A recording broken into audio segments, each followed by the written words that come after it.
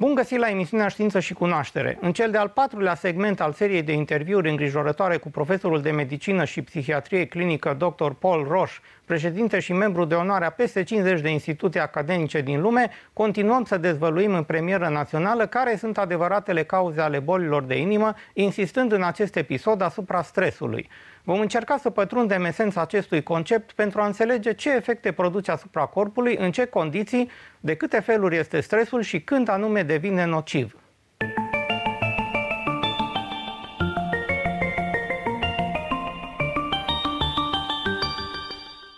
Dear Dr. Paul Rosch, you have previously stated that increased stress is a much more important cause of heart disease than elevated cholesterol or LDL. Stress causes deep abdominal fat deposits, which secrete inflammatory cytokines that lead to insulin resistance and the cardiovascular complications of metabolic syndrome. Stress can cause a myocardial infarction without any coronary occlusion due to direct damage to the myocardium from norepinephrine secreted at nerve endings and heart muscle. And this produces a characteristic contraction band necrosis lesion due to coagulative myocytolysis. As can be seen, this lesion has none of the white cell infiltration or stigmata of inflammation that are usually seen in acute myocardial infarctions due to coronary heart disease. I remembered from our first interview that you had presented a very in-depth history and discovery of cholesterol, and I would like, if possible, to present now the history and discovery of stress and its effects. There's nothing new about the role of stress, as can be seen from the following. 30 BC, our old friend, the Roman physician Aulus, fear and anger and any other state of the mind may often be apt to excite the pulse. 1628, William Harvey, who discovered how blood circulates through the body. Every affection of the mind that is attended either with pain or pleasure, hope or fear, is the cause of an agitation whose influence extends to the heart. 1793, John Hunter, 18th century physician who elevated surgery from a barber surgeon trade involving bloodletting, cupping, and pulling teeth to a medical specialty, suffered from angina. Being a keen observer, he wrote, "My life is at the mercy of any scoundrel who chooses to put me in a passion." This proved to be an accurate prediction since he died suddenly a few weeks later during a heated argument with a colleague. In 1815, John Nicholas Corvisart, Napoleon's favorite physician, wrote that heart disease was due to the passions of the mind, which included anger, madness, fear, jealousy, terror, love, despair, joy, avarice, frustration, and aggressive ambition. Okay, so these are the main ideas discovered in the past 2000 years until 200 years ago when science began to speed up. What happened in the past 200 years regarding the understanding of stress? In 1850, Theodor von Dusch, a German physician, first called attention to the fact that excessive involvement in work appeared to be the hallmark of people who developed coronary heart disease. More recent studies by Robert Karasek and Taurus Theorel confirm that increased job stress due to excessive demands but little control increases coronary events and mortality. And the same holds true for Johannes Segrist's increased effort but little reward model of job stress. In 1900, Sir William Osler described the coronary-prone individual as a keen and ambitious man, the indicator of whose engines are set at full speed ahead. In the 1930s, the managers suggested that heart attack patients tended to have strongly aggressive behavior. And Flanders Dunbar, who introduced the term psychosomatic into American medicine, characterized such individuals as being authoritarian with an intense drive to achieve unrealistic goals. In the 1940s, fierce ambition and compulsive to achieve power and prestige were emphasized by other investigators, and the rising incidence of coronary heart disease in England was attributed to increased job stress. Please tell us what were the main discoveries related to different types of behavior which could lead to stress and other health problems, including coronary disease. In the 1950s, it was evident that these physicians were describing different traits of type A behavior, a term coined by Meyer Friedman and Ray Rosenman in 1950. Type A's tend to be very competitive and are usually in a hurry, so they eat, talk, and do most other activities as quickly as possible. They generally try to do too many things at the same time, are frequently concerned with what they're going to do next, and are often so preoccupied with work they tend to have few other interests. Around the same time, Stuart Wolf independently noted that coronary disease was often due to the constant striving to achieve unrealistic goals, and that even when successful, such individuals were unable to relax or enjoy the fruit of their labors.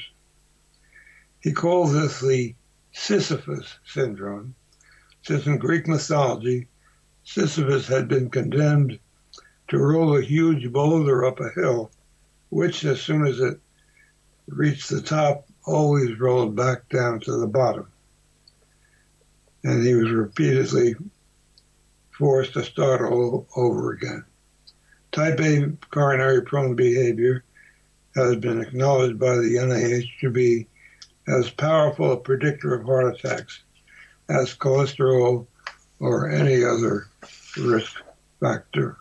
We had never presented these facts until now in Romania. Thank you very much for clarifying. You mentioned earlier the Mr. Fit studies. Please tell us what had been discovered within the conclusions of these studies. Numerous studies attest to the crucial role of stress as a cause of coronary heart disease. The $150 million massive long-term Mr. Fit, it's an acronym for Multiple Risk Factor Intervention Trial study, which would be the equivalent of 800 million today, found no benefit reducing cholesterol, smoking, and hypertension, the three standard Framingham risk factors. In contrast, two other studies conducted during the same period were halted prematurely since they were so successful in preventing heart attacks. One was behavior modification to reduce harmful type A traits, and the other was treatment with propranolol or Inderol, a drug that blocks the effects of stress hormones like cortisol. The InterHeart study, done on 6 continents to determine causes of coronary heart disease, found psychosocial stress was a major factor, and the Whitehall study in the UK has consistently found low position in social hierarchy to be the single most important factor in causing a high risk of coronary heart disease and shorter life expectancy. I have a very important question because I cannot connect very easily the effect of smoking on heart disease or other disease. Can you elaborate more? That's what the Mr. Fit study showed. That when you stop smoking and you lowered cholesterol and lowered blood pressure even, it had no effect on heart disease. If you stop smoking, you will prevent cancer of the lung, emphysema, and chronic obstructive pulmonary disease. If you correct hypertension, you will not reduce heart attacks, but you will reduce strokes, because hypertension causes strokes. If you reduce cholesterol, you won't do anything. Cholesterol is important for either of those. And what is the difference between people who smoke and those who don't smoke? People who don't smoke still get heart attacks. More than those who smoke? No, in some cases they do. I can show you a slide which shows the relationship between smoking and heart attacks. And if you smoke more than one pack of cigarettes a day, you have a higher risk of heart attack. But that may be because the reason you smoke is that you're under stress. On the other hand, that same slide shows that ex-smokers have less heart attacks than people who never smoked, and cigar smokers also have less heart attacks than people who never smoked. Well, this is very puzzling. I never imagined this before. Yeah. But a moderate smoker is in better condition or at a lower risk factor than one who smokes 1 or 2 cigarettes packages per day? No, not necessarily, not with respect to heart disease necessarily, but certainly with respect to other things that smoking causes. And what could smoke cause? Can you give me an example? Well, smoking aggravates asthma, causes obstructive pulmonary disease, causes emphysema, causes cancer of the lung. So smoking is still bad? Yeah. Well, you don't know. It's may not be that you smoke, it's why you smoke. The guy who likes to have a cigarette after he's had intercourse once in a while is a lot different than the guy who got 2 cigarettes going in his ashtray all the time. People smoke for different reasons. You mean that those who are smoking just by fashion are having less risk factor than those who smoke because they are stressed? I'm just telling you what the statistics show. Yes, okay. Thank you for clarifying this issue. Is there a clear definition of stress, and how did this concept originate? More importantly, what can you do to avoid stress or minimize its harmful effects? There's no clear definition of stress because it is a highly personalized phenomenon that differs for each of us. The concept of stress, and the term as currently used, was proposed by Hans Selye in a 1936 lecture to the editor of Nature entitled "A Syndrome Produced by Diverse Innocuous Agents." Selye had discovered that toxic substances, as well as a variety of severe physical and mental threats, all produced the same triad of pathologic changes in the adrenal, stomach, and lymphoid tissues. Selye viewed this syndrome as a nonspecific response to noxious stimuli due to biologic stress. However, the editor told him that the word stress had to be deleted since it was then commonly used to mean nervous strain, especially in women, and he thought this would create confusion. So Selye substituted alarm reaction to describe this response, since he viewed it as a coordinated mobilization of the body's defense mechanisms, and he originally defined stress as, quote, a non-specific response of the body to any demand for change, end quote. Well, this was not very useful to researchers or clinicians, especially since it could not be accurately measured. And as Lord Kelvin warned, to measure is to know. If you cannot measure it, you cannot improve it. Very interesting presentation. And now I have a much more clear understanding than ever before. but how can we emphasize the effects of stress on our body, and what were the studies conducted in this regard? So he then studied the effects of longer exposure to noxious but non-lethal stimuli, noting that this resulted in a second stage of resistance, during which the body's defense mechanisms were maximized to adapt to these threatening challenges. However, if they persisted, a third and final stage of exhaustion ensued, with deterioration and death. He termed this three-stage response the general adaptation syndrome. Detailed autopsies before and during the various stages of this syndrome revealed gross and microscopic changes identical to those seen in patients with arthritis, kidney disease, hypertension, coronary heart disease, and gastrointestinal ulcers.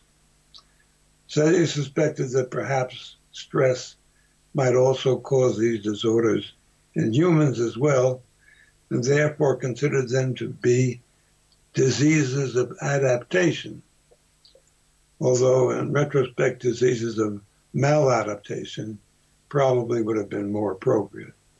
And what was Selye actually proposing with his innovative concepts of stress? So these innovative concepts of stress and diseases of adaptation were very, very radical. As a result of Pasteur's research and Koch's postulates, physicians have been taught that each disease had its own very specific cause. Tuberculosis was caused by the tubercle bacillus, pneumonia by the pneumococcus, rabies, anthrax, cholera by other microorganisms, and so forth. What Selye was proposing was actually the complete reverse of this. He had now demonstrated that very different and even opposite physical challenges, such as extremes of heat and cold, as well as severe emotional threats, could indeed produce identical pathologic changes in certain organs and structures. While each of these might also have their own specific signatures, such as a burn or frostbite, they all cause the same changes in the adrenal, stomach, and lymphoid tissues. Where exactly the stress word originated from? Selye selected the word stress to describe this phenomenon, which turned out to be a disastrous decision that haunted him the rest of his life. Stress involved the Latin word strictus, meaning tight and narrow, tight or narrow, stringere, to draw tight, which became stretche, oppression, in Old French, and stress, S-T-R-E-S-S-E, hardship, oppression, in Middle English. In vernacular speech and in Selye's opinion, stress represented a contraction or variant of distress, which would have been appropriate. Unfortunately, he was unaware that stress had been used for centuries in physics to explain elasticity, the property of a material that allows it to resume its original size and shape after having been compressed or stretched by an external force. As expressed in Hooke's law of 1658, the magnitude of an external force or stress produced a proportional amount of deformation or strain in a malleable metal. The maximum amount of stress the material can tolerate before becoming permanently deformed is called its elastic limit. But this ratio of stress to strain is a characteristic property of each material, and it's called the Modulus of Elasticity. This value is high for rigid materials like steel and much lower for flexible metals like tin. Selye often complained to me that had his knowledge of English been more precise, he would have gone down in history as the father of the strain concept, not stress concept. This also created considerable confusion when his research had to be translated into foreign languages. There was no suitable word or phrase to convey what he meant, since he was really describing strain.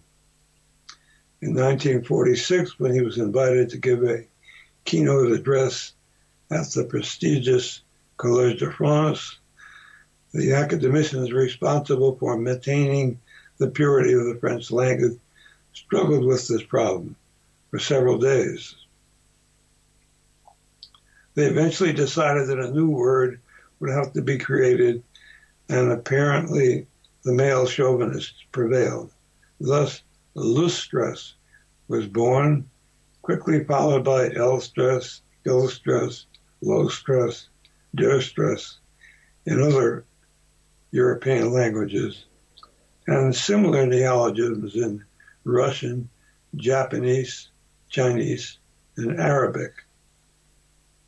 Stress is one of the very few words you will see preserved in English in these latter languages that do not use the Roman alphabet. As usual, according to linguistic authorities, the Greeks had a word for it. 24 centuries previously, Hippocrates claimed that disease was not only pathos, suffering, but also ponos, toil, as the body fought to restore normalcy. While ponos might have sufficed, contemporary Greeks also settled on stress. We also use in Romanian language the same word, stress, and we pronounce it identical like in English language. We write it with one S. What happened after Selye's concept had been created and accepted? Selye's concept of stress and its relationship to illness quickly spread from basic science research laboratories to all branches of medicine. And stress ultimately became a buzzword in vernacular speech. However, the term was used interchangeably to describe both physical and emotional challenges, the body's response to such stimuli, as well as any resultant pathology. Thus, an unreasonable and over-demanding boss might give you heartburn or stomach pain, which eventually resulted in an ulcer. For some, stress was the bad boss, while others used stress to describe either their agita or a bleeding peptic ulcer. Because it became clear that most people viewed stress as some unpleasant threat, he had to create a new word, stressor, in order to distinguish between stimulus and response. And even Selye had difficulties when he tried to extrapolate his animal research to humans. In assisting him to prepare his first annual report on stress in 1951, I included the comments of one physician that appeared in the British Medical Journal. Using verbatim citations from Selye's own writings, he complained that stress, in addition to being itself, was also the cause of itself and the result of itself. But what happened during experiments on humans? There were other problems. All of Selye's experiments had been conducted in laboratory animals and only focused on the damaging effects of stress. When it came to humans, it was apparent that stress was not always necessarily harmful. Increased stress results in increased productivity up to a point, but this differs for each of us. It is only when we exceed this optimal level that stress starts to become damaging. Nor is stress always a synonym for something bad. Winning a race or election may be just as stressful as losing, or even more so. A passionate kiss and contemplating might what might follow could be described as stressful, but it's hardly the same feeling that you get during an extensive root canal procedure. Were the physiological changes associated with good stress different? Could good stress negate the effects of bad stress? Said he believed this was possible, and later coined the term eustress, E-U-S-T-R-E-S-S, to refer to stress that might promote rather than impair health. In 1964, in an attempt to explain his concepts to a lay audience, Sadie redefined stress in humans as, quote, the rate of wear and tear on the body, end quote. Well, this might be an appropriate description of biological aging as opposed to chronological aging. It again was not very useful since it was difficult to measure. In his later years, when he was repeatedly asked to define stress, his routine response was, everybody knows what stress is, but nobody really knows. But this is a little confusing for me. Finally, what is the definition of stress? As indicated, stress is difficult to define because things that are very distressful for some people can be highly enjoyable for others or have little significance either way. We also respond to the identical stressor differently. Some people blush, others grow pale, or can become anxious, depressed, or experience varied symptoms ranging from headache or sweaty palms to palpitations and diarrhea. A good example of this is readily afforded by observing passengers on a steep roller coaster ride. Some hunched down in the back seat with their eyes shut, jaws clenched, white knuckled as they grasp a retaining bar. Can't wait for the ride in the torture chamber to end, get back on solid earth, to scamper away. But up front are the wide-eyed, exhilarated thrill seekers, yelling, relishing every steep plunge, who race to get on the very next ride. And in between you might find a few with an air of nonchalance that seems to border on boredom. So, in this example, was the roller coaster stressful? Obviously, it's different strokes for different folks. However, the roller coaster ride is a useful analogy to explain stress for several reasons. What distinguished passengers in the back from those in the front was the sense of control they perceived over the event. While neither group had any more or less control, their perceptions and expectations were quite different. Although you can't define stress objectively for the reasons cited, all of our animal and clinical research demonstrates that the sense or feeling of having no control is always distressful. And that's what stress is all about. As in the roller coaster ride, we often create our own stress because of faulty perceptions you can learn to correct. You can teach people to move from the back of the roller coaster to the front, and nobody can make you feel inferior without your consent.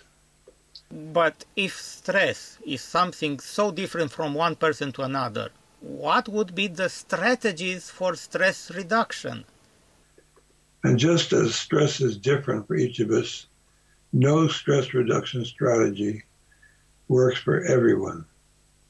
Meditation, yoga, jogging, listening to music can be great for some, but prove dull, boring, and stressful when arbitrarily imposed on others. You have to find out what works for you. Stress is an unavoidable consequence of life. There are some stresses you can do something about, and others you can't. The trick is in learning to distinguish between the two so that you're not like Don Quixote tilting at windmills and constantly being frustrated by trying to control situations you can't influence or avoid. You have indicated elsewhere that good health depends entirely on good communication. Can you explain this? How does it relate to stress? Saussures' concept of stress was rooted in the 19th century research of Claude Bernard, who asserted that good health depended on maintaining the stability of the milieu intérieur. Often called the father of physiology, Bernard pointed out that the same general environment surrounded both living organisms and inanimate objects, but that living things also had an internal environment in which vital elements of the body had an optimal range that had to be maintained in order to preserve health and life itself. As he noted in his 1865 Introduction to the Study of Experimental Medicine, it is the constancy of the internal climate that is the condition for a free and independent life. All the mechanisms of life have only one end, that of keeping constant the condition of life in this milieu intérieur, or internal environment. He investigated the autonomic nervous system, discovered how the vasomotor nerves regulated blood flow by controlling the dilation and constriction of vessels depending on the body's needs. In cold temperatures, the blood vessels of the skin constricted in order to conserve heat, while in hot weather they dilated to dissipate excess heat so that body temperature remained fairly constant. Glucose, electrolytes, and other blood components were also maintained within healthy limits by other mechanisms, and all of this was done automatically in response to changing needs. Please tell us what other studies continued Sellier's ideas and what were their conclusions. This made a lasting impression on Sellier, who always credited Bernard for inspiring him. His other hero was Walter Cannon, chairman of the Department of Physiology at Harvard, who 50 years later referred to Bernard's stability of the internal environment as the, quote, steady state, end quote. In his 1920 Bodily Changes in Pain, Hunger, Fear, and Rage, he describes the remarkable capacity of laboratory animals to cope with sudden and severe stress by instantaneously and involuntary activities involving systems and structures all over the body. He marveled at their diversity and complexity and concluded they had been designed to preserve life by facilitating fight or flight. These responses were primarily due to an outpouring of an adrenal-like hormone from the adrenal medulla he called sympathin, because it seemed to stimulate the sympathetic nervous system. He subsequently became intrigued with the body's ability to preserve life under normal circumstances by constantly maintaining blood pressure, temperature, blood levels of glucose, sodium, potassium, chloride, and other constituents within relatively strict limits. Cannon coined the term homeostasis in 1926 to describe these automatic activities that were required to maintain the steady state. And he attributed this to the vis medicatrix naturae, wisdom of the body. He expanded on this in his 1932 bestseller, the wisdom of the body, and homeostasis has now also become part of vernacular speech.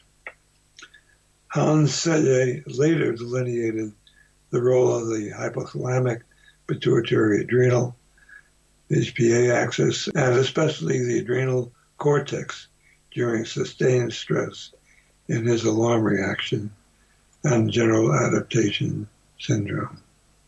And what is the difference between chemical, molecular, and physical atomic communication?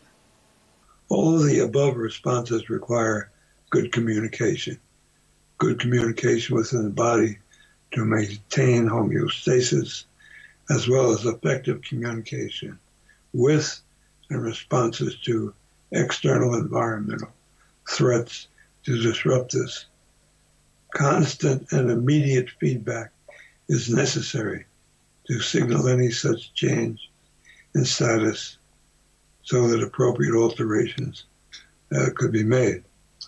This cannot be accomplished without some incredible system of communication that can constantly detect and respond to any threat to homeostasis within milliseconds. But how does communication take place in the body? The role of the central nervous system with its hardwired autonomic, sympathetic, and parasympathetic components that are antagonistic but complementary is fairly well delineated. The endocrine system has its own balancing mechanisms in which the secretion of hormones is by the pituitary is regulated by feedback from target glands or metabolic consequences. Much less is known about how equilibrium is maintained in neurotransmitter networks or in the immune system, which has both hardwired and humoral central nervous system connections. All of these neurotransmitter, endocrine, immune, and nervous system responses and interrelationships have been exquisitely honed over millions of years of evolution to preserve life and health by acting in concert with one another, much like individual instruments in an orchestra. Very good metaphor and comparison, but does this orchestra have a conductor? It's difficult to conceive how the staggering amount of complex and constant communication back and forth can take place with such speed without the intervention of some other agency. But what could it be? The ancient concept of qi with its complementary and reciprocal yin and yang energies that pervade the body and all of nature might serve this purpose. However, we are unable to define or quantify this mysterious force, and the closest we can come is to compare it with electrical or electromagnetic signaling. The speed, versatility, and integration of all these activities suggests the existence of the biological equivalent of an electrical energy system composed of electrodes, switches, amplifiers, resistors, and capacitors that can store and regulate energy flow, which is reminiscent of Born-Nordenstrom's electrical circulatory system. Nordenstrom proposes that the energy in the system is similar to qi and that its complementary yin and yang components are analogous to positive and negative electrical forces. Well, since you mentioned that, which a little surprised me, I wish to tell you that I wrote and published my own experience in the book, that you already read it from me, but essentially my book presents this kind of energy awakening into my body, which helped healing an incurable disc disease. The body has its own best drugstore. Whether you call it qi or something else, we don't know. Yes, but this is an issue that might and should be further investigated. Does acupuncture help it?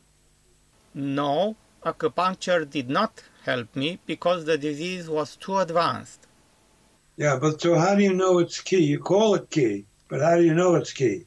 I don't know what it is, and I never used the terms chi, neither kundalini or others, and I avoided them completely in order to have the papers and book published. Yeah, So I avoided terms, but in reality what I did was a biological transformation at physiological level which I needed in order to cure myself, and also I could transmit to others. I could taught the other people how to do it on themselves. No, it sounds good. Please let's continue with the links between good health and good chemical molecular communication. As indicated above, good health and life itself depends on good communication. But we currently view communication via a chemical molecular model in which hormones and neurotransmitters fit into a specific receptor sites on cell membranes or at synapses, like keys in a keyhole. Such humoral communication on a random collision hit-or-miss basis would have little statistical chance of occurring with great frequency and does not explain the myriad and constantly changing fight-or-flight responses that occur simultaneously all over the body in milliseconds, or the rapidity of other responses to stress, such as instantaneous humoral antigen antibody reactions. However, they can be explained by an emerging paradigm of energy communication. In addition, any response is ultimately initiated by a minuscule electrical signal from the receptor site on the cell wall to the interior of the cell, as illustrated below. Yes, please describe the illustration for our viewers. In this, the ligand stimulates an electrical receptor which sends a signal to the interior of the cell. That's chemical molecular signaling. In this, an energy wave stimulates receptors on the cell wall that do the same thing. Thus, in the final analysis, all communication takes place at a physical atomic level via weak electrical signals from receptor sites that stimulate or inhibit intracellular enzyme systems. Since weak electromagnetic stimuli can have profound biologic effects, it seems plausible that internally generated energy of the same magnitude could achieve similar results. EEG and ECG waves may not merely reflect the noise of the machinery of the brain and heart, but rather messages being sent to sites on cell walls that are tuned into them, much like a radio receives different messages depending on the transmitter station frequency it's tuned to receive. Such a model could also help explain the power of placebos and why a firm faith or strong belief in prayer or a physician may be associated with spontaneous remission in cancer and other deadly diseases. But please tell us how the cells may provide a protective shield and what is happening inside the cell. The cell wall may not merely provide a protective shield, but is emerging as a powerful signal amplifier that is studded with receptors for molecules as well as energy transmissions. As illustrated below, these signals may have stimulating or inhibiting effects on intracellular enzyme systems. Doctors in the future will be prescribing frequencies rather than drugs, radiation, and surgery because they are much safer and more effective. This is already being done for hepatocellular carcinoma, which is notoriously resistant to chemotherapy and radiation, has an average survival time of 3 to 6 months. It is the second leading cause of death in men worldwide, the most common malignancy in parts of East Asia, South America, and Africa, and the fastest rising tumor in the U.S., probably because of the increase in hepatitis C. Patients receiving non-invasive therabionic treatment, which was recently approved in Europe, live for years, and favorable results have also been seen in metastatic breast cancer and other malignancies. Frequencies are administered for an hour 3 times a day via a lollipop antenna that is applied to the tongue. There is no pain or adverse side effects. Patients can watch TV, read, or respond to emails or other correspondence during treatment. I edited and also contributed to Bioelectromagnetic and Subtle Energy Medicine, 2nd edition, a 50-chapter book authored by 80 eminent researchers that lists other examples of the efficacy and safety of energy medicine in numerous other disorders. As Nikola Tesla pointed out, alpha waves in the human brain are between 6 and 8 hertz. The wave frequency of the human cavity also resonates between 6 and 8 hertz. All biological systems operate in the same frequency range. The human brain's alpha waves function in this range, and the electrical resonance of the Earth is between 6 and 8 hertz. Thus, our entire biologic system, the brain and the Earth itself, work on the same frequencies. If we can control that resonant system electronically, we can directly control the entire mental system of mankind. And as Albert Einstein similarly noted, everything is energy, and that's all there is to it. Match the frequency of the reality you want, and you cannot help but get that reality. This is not philosophy, it is physics. And now, as a conclusion to our amazing interview, please present us the hierarchy of living systems and some mottos from various scientists and philosophers who helped speed up the development of science despite the skeptical and the opponents which are still delaying some advancement and knowledge. As illustrated above, life on Earth consists of a hierarchy of living systems, ranging upwards from atoms, molecules, cells, and organs, to individuals, families, and societies. There is a constant flow of information up and down these components. Someone's peptic ulcer might be due to an unborn pregnant daughter, a fight with a customer or abusive boss, concerns about an impending stock market crash or declaration of war, as well as an H. pylori stomach infection. How information flows and communication travels up and down this hierarchy takes place is not clear, but it's evident that all these constituents are connected with each other. John Donne summarized this 4 centuries ago when he wrote, "No man is an island entire of itself.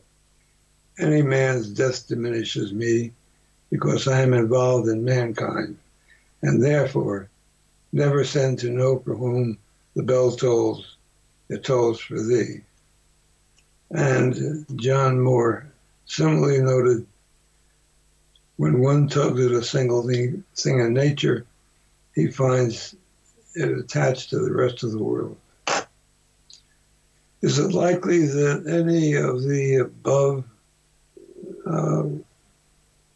evidence presented will change current dietary recommendations to restrict fat consumption or statin therapy.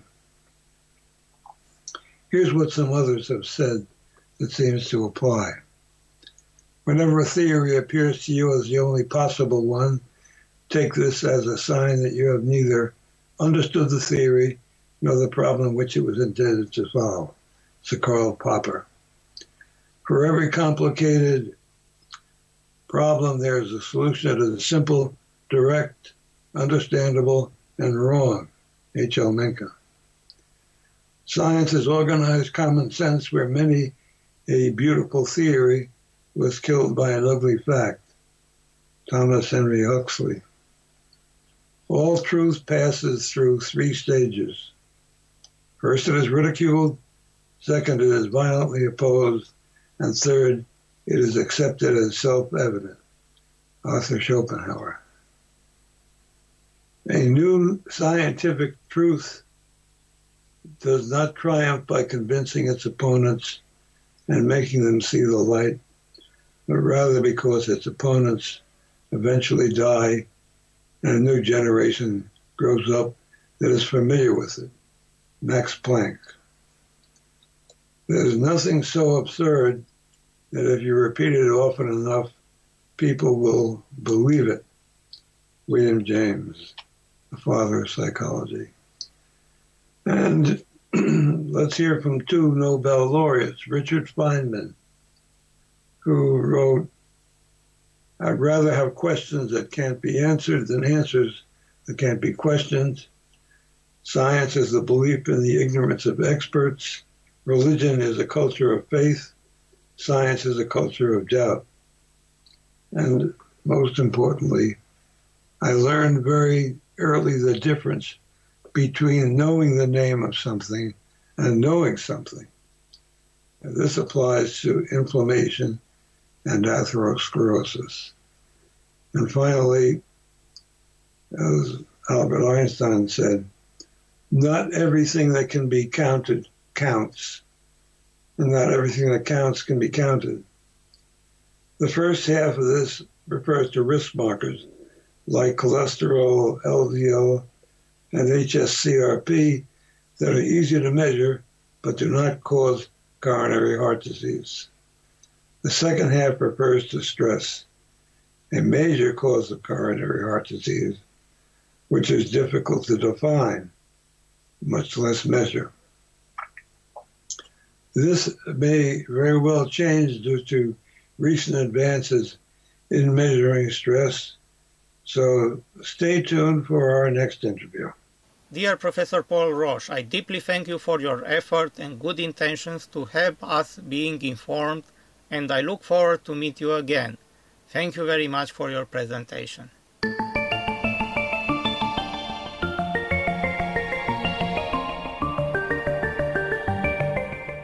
Profesorul Rosch a trecut prin 2 intervenții chirurgicale, dar este complet recuperat și se simte mai bine. Încerc să negociez cu domnia sa înregistrarea a încă 2 episoade legate de tot ceea ce medicii nu v-au spus până acum cu privire la dietă, stres, cauzele bolilor și alte lucruri legate de corporațiile farmaceutice care vor să profite de pe urma dumneavoastră, indiferent dacă sunteți sănătoși sau bolnavi.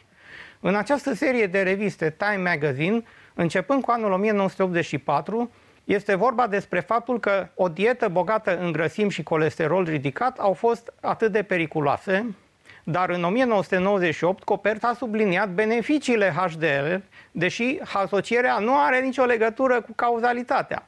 Până în 1999 a fost destul de clar faptul că o dietă bogată în grăsimi nu a fost dăunătoare, iar în 2014 povestea principală a fost că grăsimea a devenit cel mai viu nutrient din dieta americană, în ciuda dovezilor științifice care arată că nu dăunează sănătății și nu cauzează creșterea în greutate.